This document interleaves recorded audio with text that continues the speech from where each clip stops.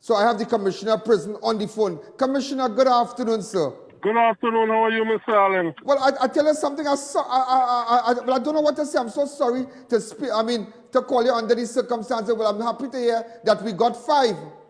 Well, I am also happy, Mr. Alleyne. Very happy. And the commissioner, even I know your men, you dispatch your unit and whatnot, and it was an exercise well coordinated and whatnot. What have you to say? What exactly went on at the prison last night? All right. This morning, I received a call from the Deputy Operations, just about 6:30, that while they were checking, 8 inmates were missing from one cell. They told me that if they were missing, they had escaped. Right? Common sense will say that. So we contacted the police, of course, and things, went into first and second gear. Yeah. And we started to look for them. And of course, I visited the remand. I looked at the cell. I saw where the inmates escaped. And then I, collected statements and what have you from those persons. And the hunt continued for them. But what I heard is that some of the prisoners, tell me if this is true, some of the persons who had the opportunity to escape, they decided not to. That is not true, because all 8 from the cell escaped. From one cell? From one but cell. Is it true one person stayed back? No. What happened, there was an inmate who was in that cell, but he moved to another cell. So when we gave the first report of 8, we included him. However, the supervisor didn't know that he had moved from that cell. Okay.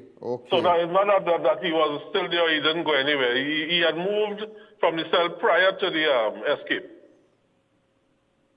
So, but that kind of suspicious too. But I know you're going to put more mechanism in place now, more stringent measures. Well, Mr. Alleyne, let me tell you, it really comes down to the basics, and I am not going to put my head in the sand in terms of us being more vigilant when we work night duties in particular. We need to be vigilant, and because when I looked at the escape route, it looked to me that they may have cut 2 bars and things like that, and if that happens, it means that they would have been able to saw those bars without anybody knowing. Well, that would have been for months.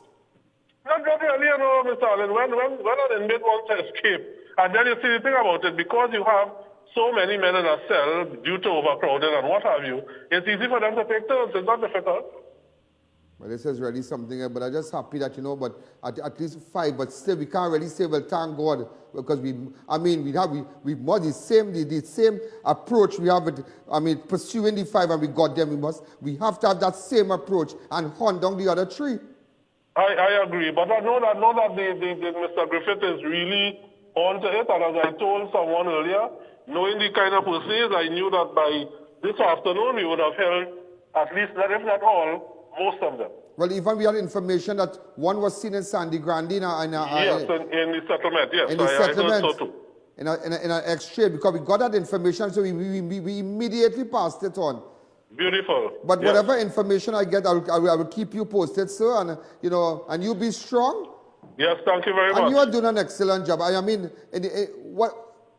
can't blame you. I can't blame you. I can't blame you. I wouldn't watch it. Well, Mr. Alleyne, like I said, I take responsibility not for the escape, but I take responsibility for the organization I run.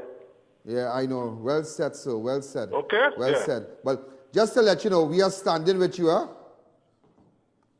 We are standing with you, sir. Thanks again.